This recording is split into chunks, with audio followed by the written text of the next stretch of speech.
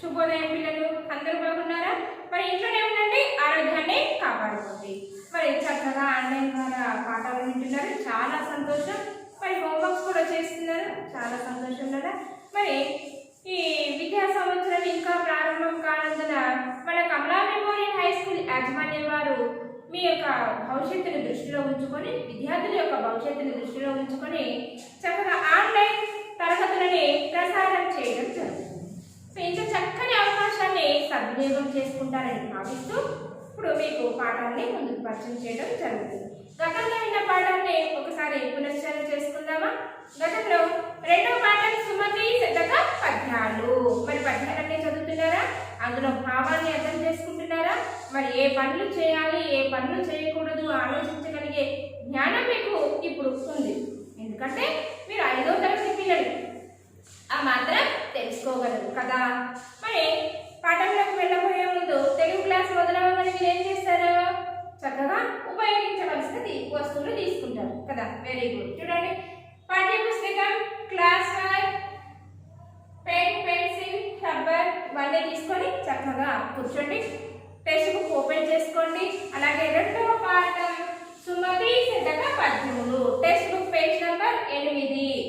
8వ పద్యం 8వ పేజీలో వచ్చేసి 10 పద్యాల వరకు చెప్పుకున్నాం కదా. ఈ 10 పద్యాల్లో భావాలను మీరు అర్థం చేసుకున్నారు కదా. మరి అందులో చక్కగా మనకి వర్ధన సుమతి శతకం ద్వారా మనకి చక్కగా నీతులని ఏ విధంగా ఉండాలి, ఏ విధంగా ఉంటే చెడ్డవారు, ఏ విధంగా ఉంటే మంచివారు, మనం ఎట్లా సమాజంలో మసలుకోవాలి అనేది చక్కగా వివరించారు కదా.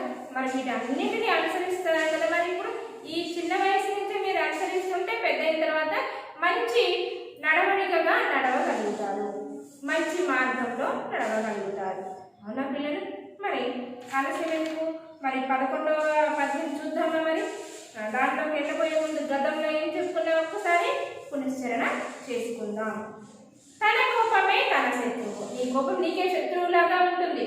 నువ్వు ఎప్పుడు ఆనందంగా ఉన్నానుకో నువ్వు స్వర్గంలో వ్యవహరిస్తున్నట్లు అనిపిస్తుంది. అలాగే సంతోషంగా ఉంటే స్వర్గంలో ఉన్నట్లు అనిపిస్తుంది. తన సంతోషమే తనకు స్వర్గము. నీకు దుఃఖంలో ఉంటే నరకంలాగా అనిపిస్తుంది. అవునా? ఇలా తన వారు లేని చోట, బంధుమిత్రులు లేని చోట ఉండకూడదు. జనమించుకు చోట అంటే ఒక్కరైనా సరే జన సంచారము లేని చోట మనం ఉండకూడదు. అలాగే అక్కడ తగులాట, జగడము జరుగుతున్నది, అక్కడ గొడవ జరుగుతుంది, కొట్లాట జరగబోతున్నది అని నీకు ఏ మాత్రం తెలిసినా కానీ అక్కడ అస్సలు నిలవకూడదు. ఇది మానవుని యొక్క లక్షణాలు. ఎలా మసులుకోవాలి అనేది చెప్తున్నటువంటి భావం ఇది. మనుషులకి నిలవదగదు మహిళ సుమతి. అక్కడ మానవుడు అనేది నిలవకూడదు. ఓ మంచి బుద్ధి కలవాడా, ఇవన్నీ తెలుసుకొని సమాజంలో నేను ముందుకి నడువు అని బద్దెన మనకి చక్కగా సూచించారు. అందులో భాగంగా 11వ పద్యం చూడండి. శుభములు నొసగని చదువును అభినయముగా రాగతనము నందని పాటల్ అభిలాష లేని కూటమి సభమెచ్చని మాటలెల్ల జవ్వన సుమతి. శుభములు నొసగని చదువు. శుభం, నువ్వు చదువుతున్నావు, ఆ చదువుకు నీకు అర్థం లేవు. ఆ చదువు చదువుతున్నావు, ఆ చదువుకి నీకు అర్థమే తెలియదు అంటే నువ్వు మంచి చదువు చదవడం లేదు. అంటే మంచిని చేకూర్చని చదువు అనేది చదవదు. నువ్వు చదివిన తర్వాత నీ చదువు నలుగురికి ఉపయోగపడాలి, అంటే నీ చదువుకున్నటువంటి చదువుకు ఒక సార్థకత అనేది కలుగుతుంది. ఇలా శుభమున సగని చదువును అభినయమున రాగతనములందని పాటలు అంటే ఇంపును హాయిని కలిగించని పాటలు. ఒక పాట ఉంది, ఆ పాట కమ్మగా ఉంటుంది, వింటుంటే ఇంకా వినాలనిపిస్తుంది. పాత సినిమాలో పాటలు ఉన్నాయి కదా, ఆ పాటలన్నీ కూడా పెద్దవాళ్ళకి వింటుంటే వినసొంపుగా హాయిగా ఆహ్లాదకరంగా ఉంటుంది. ఇప్పుడు మాయాబజార్ సినిమా ఉంది కదా, అందులో పాటలన్నీ కూడా వివాహ భోజనము ఎంత అవన్నీ కూడా చక్కగా అహన పెళ్ళి అంట అవన్నీ కూడా చక్కగా ఆడుతూ పాడుతూ పాటలన్నీ పాడతారు. ఆ పాటలన్నీ వింటుంటే ఇంకా వినాలి అనిపించేలాగా ఉంటుంది. అలాగే బాహుబలిలో శివలింగం ఎత్తుకొని పాట పడతారు కదా, ముందే పాడేస్తున్నారు కదా. ఈ పాటలన్నీ కూడా పిల్లలకి చాలా ఆసక్తిని కలిగిస్తుంది. ఆ పాటలన్నీ వింటుంటే ఇంకా వినాలనిపిస్తూ ఉంటుంది కదా.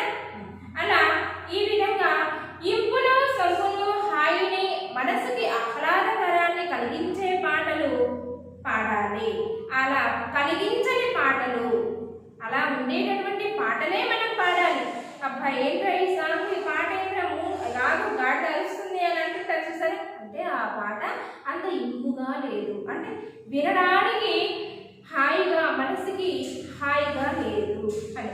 అట్లా ఇంపు హాయిని అంటే వినడానికి వినసొంపుగా, మనస్సుకి ఆహ్లాదకరంగా. హాయిని అంటే మనస్సుకి ఆహ్లాదకరంగా, ఆనందం. ఆ పాట వింటుంటే మైమర్చిపోతాం అనమాట. ఉత్సాహం లేని కలయిక. నీ స్నేహితుడిని చాలా రోజుల తర్వాత కలిసావు, అప్పుడు నీలో ఒక ఉత్సాహం అనేది కలుగుతుంది, అంటే ఆనందం అనేది కనిపిస్తూ ఉంటుంది. ఆ కలయిక వల్ల నీవు ఉత్సాహాన్ని పొందావు. నువ్వు కలిసావు కదా, వీడు ఎందుకు వాడు ఎదురుపడ్డాడు, అరే నేను బయటకు వచ్చాను వాడు కనిపించాడు, ఎందుకురా అని అనిపించేలాగా ఉండవు. మన స్నేహితుడు కనిపించాడు అంటే మనలో ఆనందం కలగాలి. ఎదుటి వ్యక్తిని ఎవరినైనా చూసామంటే మనలో ఆనందం కలగాలి. అది కూడా మన దగ్గర బంధువు, మన దగ్గర స్నేహితుడు, బంధుమిత్రుడే. ఇరుగు పొరుగు వాళ్ళు కూడా మనతో మంచిగానే ఉంటారు. అలా మంచిగా ఉన్నప్పుడు ఎదురు పడ్డారంటే పర్లేదని అనుకుంటాం కదా. అలా ఈ విధంగా ఉత్సాహం లేని కలయిక. ఎప్పుడైతే నువ్వు కలుస్తావా, కలిసినప్పుడు ఎవరితోనైనా స్నేహితులతో పార్టీలకి లేదా ఆడుకోవడానికి వెళ్ళినప్పుడు ఆ ఆటలు నీకు ఉత్సాహం అనేది కలగాలి అని అర్థం. ఈ ఉత్సాహం అనేది నీకు కలగనప్పుడు ఆ కలయికే కాదు, ఎందుకంటే నువ్వు ఆనందంగా లేవు అని. సభ మెచ్చని మాటలేక జబ్బన సుమతి. సభవారు ఒక ప్రసంగం అనేది ఇస్తూ ఉంటావు. ఆ ప్రసంగం ఇస్తూ ఉన్నప్పుడు సభికులందరూ కూడా, శ్రోతలందరూ కూడా విని అందరూ మెచ్చుకుంటూ ఉంటారు. అప్పుడు ఆ సభకి అందం అనేది చేకూరుతుంది. అందరూ చప్పట్లతోటి కరదాల ధ్వనులు అనేది ఇస్తారు. నీవు అందరికీ మంచి మంచి మాటలు చెప్తున్నావు, కానీ వాళ్ళకి వినడానికి వినసొంపుగా లేవు. మరి వాళ్ళు ఎదురుగా ఇంకెప్పుడు ఆఫ్ చేస్తారు, ఇవన్నీ ఏంటి చెప్పిందే చెప్తున్నామని ఆ సభికుల వారికి ఆనందానికి ఇవ్వలేవని.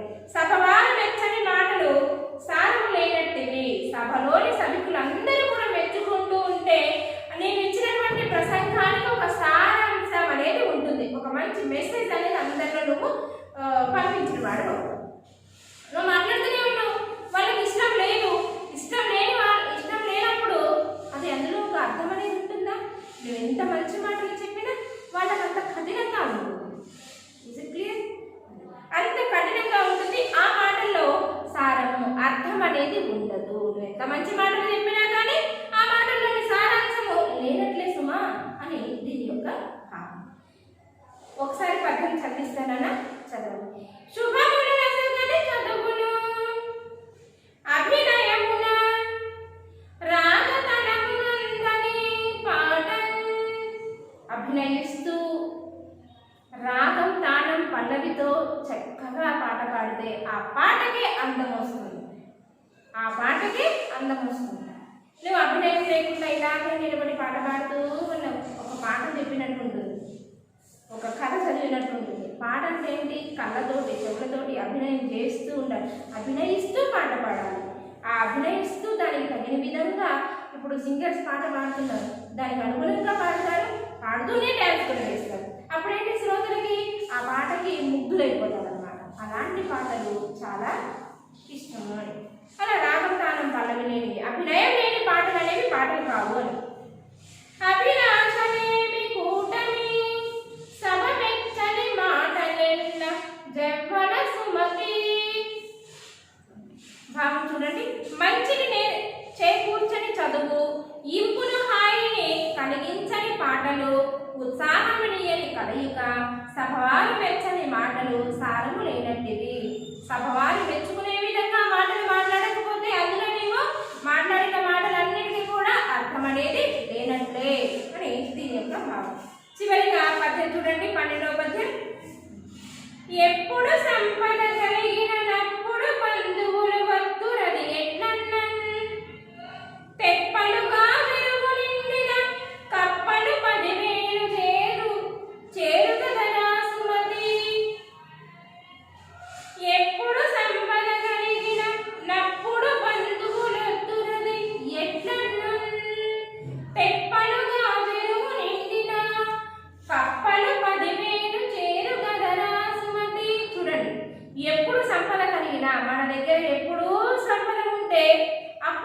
బంధువులు అనేది మన ఇళ్ళకి చెప్పకుండానే మన మీద ప్రేమతోటి ఆప్యాయతతోటి మన ఇంటికి వస్తారు.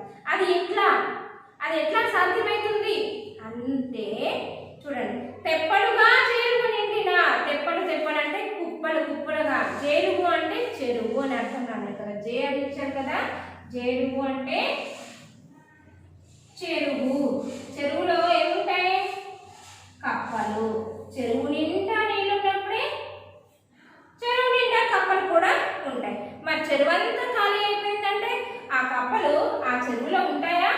చిన్నగా వాటి యొక్క నివాస ప్రాంతం, వాటి నీరు ఎక్కడైతే ఉంటుందో అక్కడికి చేరుకుంటుంది కదా. అలా తెప్పలుగా చెరువు నిండినా, తెప్పలుగా చెరువు పొంగి పొర్లుతుంది. అప్పుడు ఆటోమేటిక్గా ఆ చెరువులోకి కప్పలు అనేవి నివాసం ఉండడానికి వస్తాయి. కప్పలు 10,000 చేరు కదరా సుమతి. ఆ చెరువు నిండా కప్పలే ఉన్నాయి అంటే 10,000కు పైగా ఉండొచ్చు. పెద్ద కప్పలు అరుస్తూ ఉంటే చూసారా, ఆ అరిసినప్పుడు వర్షం వస్తుంది అని అంటారు పెద్ద కప్పలు. ఈ విధంగా కప్పలు 10,000 చేరు కదరా సుమతి. అలా చెరువు నిండా నీరున్నప్పుడు కప్పలు 10,000 అంటే 10,000 పైగా ఆ చెరువులోకి కప్పలు అనేవి వస్తాయి. అవి ఎట్లా వస్తాయి అనేది అది ఆ సృష్టి అనమాట. నీరు ఎక్కడుంటే అక్కడ కప్పలు ఉంటాయి. బురద మడిగైనా సరే చూడండి, నీరు బాగా ఉంది అంటే అందులో కప్పలు అనేవి ఉంటాయి. ఇప్పుడు ఈ వాతావరణం కూడా వర్షాకాలం కదా, నీరున్న చోట కప్పలు ఉంటాయి. అది చెరువంతా ఎండిపోయింది అనుకోండి, రేపు మొన్ననే కదా మనం అన్ని కప్పలు చూసాం, అన్ని కప్పలు ఏమైపోయినాయి ఒక్కసారి అనే ఆలోచన వస్తుంది. అంటే చెరువు ఎండిపోయే కొద్దీ ఆ కప్పలు కూడా వాటి యొక్క ప్రాంతాన్ని మార్చుకుంటాయి. అలాగే మానవుడి దగ్గర ఎప్పుడూ సంపద ఉండి ఎప్పుడూ సంతోషంగా ఉంటే మన యొక్క బంధువులు కూడా మనల్ని ప్రేమతో ఆప్యాయతో మనం పిలవకపోయినా కానీ మన ఇంటికి వస్తారు. చెరువు నిండా నీరున్నాయి, ఆ చెరువు పిలుస్తుందా? నా చెరువులో నీళ్ళు బాగా ఉన్నాయి, కప్పల్లాగా రండి అని పిలుస్తుందా? పిలవదు కదా. మరి ఆ చెరువులో నీళ్ళు ఉన్నాయి కాబట్టి పిలవకపోయినా సరే ఆ కప్పలు వచ్చి అక్కడ ఉంటుంది. అలాగే మానవుడి దగ్గర ధనం అనేది ఉన్నప్పుడు వాళ్ళ యొక్క బంధువులు కూడా వచ్చి చేరుతారు మన దగ్గర. అదే ధనం లేకపోతే నీ దగ్గరికి వస్తే నువ్వేం పెడతాను? నువ్వేకు పేదవాడి, రోజు కలవడమే కష్టం, ఇంకా నేను వచ్చి నీకు ఇబ్బంది కలవడం ఎందుకు అని మీరు తిరిగిపోతారు. అదే ఒక్కసారిగా ధనవంతులైపో పిలవకపోయినా బంధువులు నీ దగ్గరికి వస్తారు. ఈ విధంగా భజన మనకి సుమతి శతకం ద్వారా మనుషులు మన దగ్గర ఉన్నటువంటి సంపదను బట్టి వాళ్ళ యొక్క బుద్ధి కూడా మారుతుంది అని చెప్పాను. చూడండి భావం, నీటితో చెరువు నిండినంతనే వేల కొలది కప్పలు చేరినట్లు. ఆ నీటితోటి చెరువంతా నిండినప్పుడు వేల కొలది కప్పలనే వచ్చి చేరుతాయి. అలాగే మానవుడి దగ్గర ధనము గల వానికి వద్దకు బంధువులు వచ్చి చేరుతారు. పిలవకపోయినా కానీ మన బంధువులు, మన దగ్గర ధనం ఉంది, మనం ఉన్నవాళ్ళం, పై అంతస్తులు గల వాళ్ళం కాబట్టి వాళ్ళు వచ్చి చేరుతారని దీని యొక్క భావం. అర్థమైన పిల్లలు, పద్యాలు సుమతి శతక పద్యాలు అయిపోయిందా? సో ఇవన్నీ కూడా ఏ శతకాలు? సుమతి శతకాలు. సుమతి అంటే అర్థం ఏంటి? ఓ మంచి బుద్ధి కలవాడా అని దీని యొక్క అర్థం. ఇందులో వచ్చేసి ఇంపార్టెంట్ వచ్చేసి 9th poem, 10th, 1st, 2nd, 5th tick చేసుకోండి. 1, 2, 5, 8, 9, 10, 12 ఇవన్నీ తరచుగా 6th క్లాస్లో కూడా వచ్చే పద్యాలు. మీకు ఎగ్జామినేషన్లో వీటిల్లో కూడా అడిగే అవకాశం ఉంటుంది. ఇవి మీరు కంఠస్థ చేయాల్సినటువంటి పద్యాలు. మరి పాఠం విన్నారు, చక్కగా అర్థమైంది, పద్యాలు కూడా చదవడం పలకడం నేర్చుకున్నారు. పాఠం అయిపోగానే ఏం చేయాలి? సాధన చేయాలి. సాధనముల పనులు సమకూరు ధరలోన. ప్రాక్టీస్ చేస్తూ ఉంటేనే మీకు తెలుగు వస్తుంది. తప్పులన్నీ కూడా సరిదిద్దుకోవడానికి అవకాశం ఉంటుంది. పాఠం విన్నాము, చక్కగా దాని భావం తెలుసుకున్నాము, టీచర్ చదువుతున్నారు, నేను చదివేశాను, అయిపోయింది మమ్మీ అని బుక్ పక్కన పెట్టేసి చలో ఆడుకోవడానికి పోవడం కాదు. క్లాస్ అయిపోగానే మళ్ళీ అదే పాఠాన్ని మళ్ళీ ఒకసారి రివిజన్ చేయండి, సాధన చేయండి. అర్థమైందా? చూడండి, టెక్స్ట్ బుక్ పేజ్ నెంబర్ 9 చూడండి. టెక్స్ట్ బుక్ పేజ్ నెంబర్ 9లో వచ్చేసి సెకండ్ వన్ వచనాలు ఉంది కదా. ఇప్పుడు నేను ఎట్లా ఇక్కడ టెక్స్ట్ బుక్లోనే రాపిస్తాను, మీరు కూడా పెన్సిల్ తీసుకొని ఇక్కడే రాయండి. ఏకవచనం అంటే ఏంటి? వచనాలు అంటే ఏకవచనం, బహువచనం. ఏకవచనం అంటే ఒక బహువచనం అంటే ఒకటి కంటే అంతకన్నా ఎక్కువ చేసి చెప్పేది బహువచనం. ఇక్కడ ఒకదాని గురించే చెప్తుంది ఏకవచనం. ఇక్కడ ఒకటి కంటే ఎక్కువగా చూపిస్తుంది, ఎక్కువ చేసి చెప్పేది బహువచనం. మీరు థర్డ్ క్లాస్లో నేర్చుకున్నారు, సెకండ్ క్లాస్లో నేర్చుకున్నారు, అలా మీరన్నీ కూడా తెలుసుకున్నారు కదా. ఇప్పుడు నా దగ్గర ఒకటే తెలుగు పుస్తకం ఉంది, ఒకటే పుస్తకం ఉంది, ఒకటే పుస్తకం కదా. ఇవి పుస్తకాలు.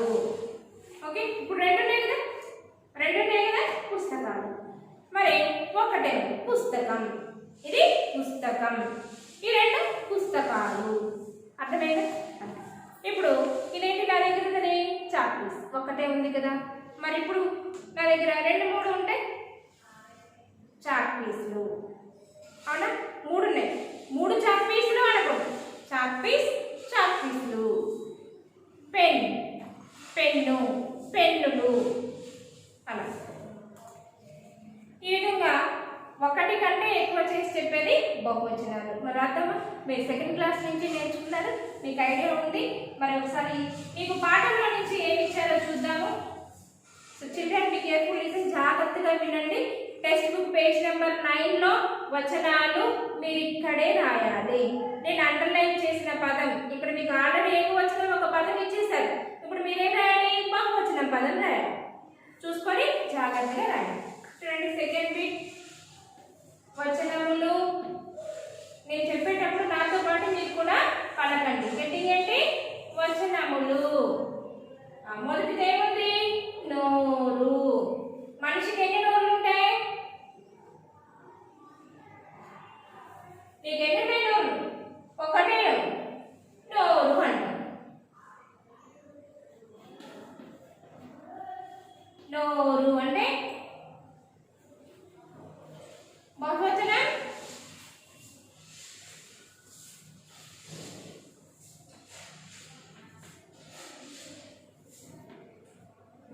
నోరు అంటే నోరు. అందరూ కలిసి మాట్లాడుతూ ఉంటారు, అందరి నోర్లు మాట్లాడుతూ ఉంటాయి, అప్పుడు నోరు. నువ్వు ఒక్కడే మాట్లాడుతావు, నీ నోరు. నువ్వు నోరు మీ అంటాం కదా, నువ్వు నోర్లు మీ అనే కదా. అందరూ అరుస్తూ ఉంటే నోర్లు మీ అంటే అంటారు. అట్లా నోరు.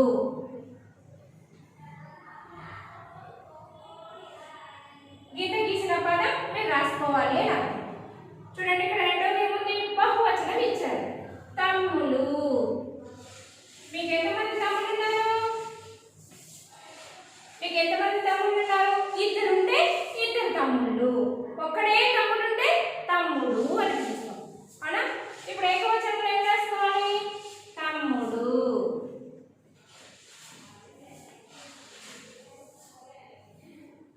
ఏం రాసుకోవాలి? తమ్ముడు. ఒక్కడే తమ్ముడు ఉంటే నా తమ్ముడు అంటారు. ఇద్దరు తమ్ముళ్ళు ఉంటే నా తమ్ముళ్ళు బాగా అన్నం చేస్తున్నారు అని సంబోధిస్తాం కదా. రెండోది. మూడో చూడండి, కుమ్మరి. కుమ్మరి అంటే ఏమి తెలుసా? కుండలు తయారు చేసే వాళ్ళని కుమ్మరులు అంటారు. ఇప్పుడు బహువచనం ఏం రాయండి? కుమ్మరులు.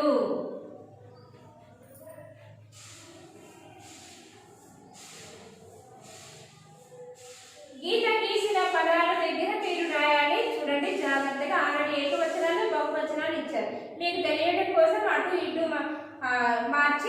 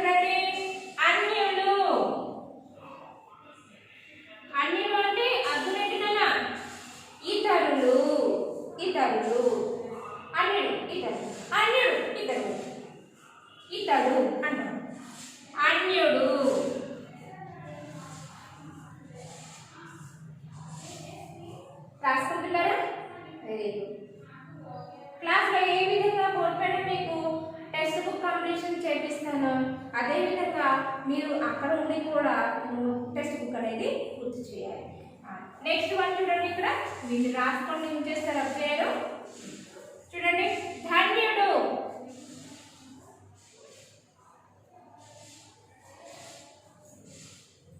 ధన్యుడు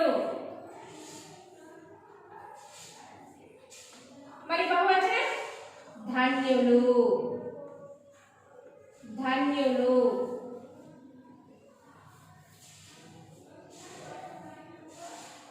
ఇది గీత గీసింది, ఇది రాసుకోండి. నెక్స్ట్ వైద్యుడు.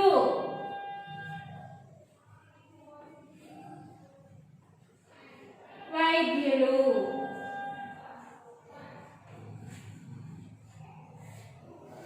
వైద్యుడు. ద్విజుడు. ద్విజుడు అంటే అర్థం ఏంటమ్మా?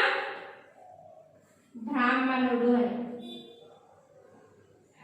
ద్విజులు బ్రాహ్మణులు అని అర్థం.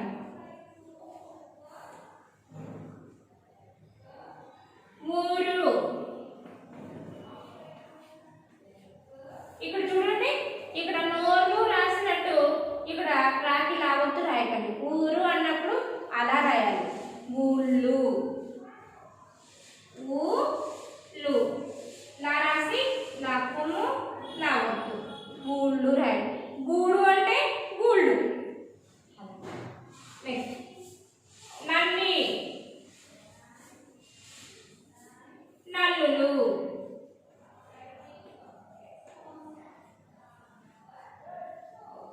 బహువచనంలో వారు ఇచ్చారు. వారు అంటే వీరు. వీరు. వాడు అంటే వాడు అంటే ఒకరు. వారు అంటే చాలా మంది. వీరు అంటే మర్యాదతోటి వీరు అని సంబోధిస్తున్నామని. వీరు అంటే మళ్ళీ బహువచనం కింద రాదు. వీరు. వీడు అనే కదా. వారు అంటే వీరు. చోటు. చోటు. చోట్లు. చోట్లు. చోటు అంటే ఏంటి? స్థలం. చోటు అంటే స్థలం.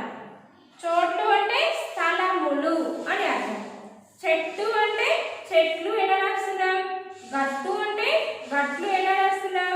అలాగే చోటు అని ఇచ్చినప్పుడు చోట్లు అని రాయాలి. అంటే దాని మీనింగ్ ఏంటి? స్థలం, స్థలములు అని అర్థం. ఇక్కడ గీత గీసిన పదాలు మీకు ఆన్సర్స్ అన్నమాట. టెక్స్ట్ బుక్ లో గమనించండి, వాటి దగ్గర మీరు రాసుకోవాలని అర్థం. రాసుకున్నారా? అర్థమైందా? ఒకసారి చదువుతారా? చూడండి, ఏకవచనము బహువచనం. నోరు నోరు. తమ్ముడు తమ్ముడు. కుమ్మరి కుమ్మరి. మనుజుడు మనుజులు. అన్యుడు అన్యులు. చూడండి, ఏమన్నా తేడా గమనించాలి. అర్థమైందా? ఇక్కడ టూ వచ్చినప్పుడు ఇక్కడ లు వచ్చింది. అర్థమైందా? ఇక్కడ ధన్యుడు ధన్యుడు. వైద్యుడు వైద్యుడు. హాస్పిటల్కి వెళ్తే ఒక్కడే వైద్యుడు ఉంటారా? చాలా మంది ఉంటారు కదా. ద్విజుడు ద్విజుడు. ఊరు ఊళ్ళు. నల్లి నల్లి. వీరు వారు. చోటు చోటు. అర్థమైంది కదా? చక్కగా అర్థం చేసుకున్నారు పాట. Very good. మరి ఈరోజు హోంవర్క్ రాసుకోండి.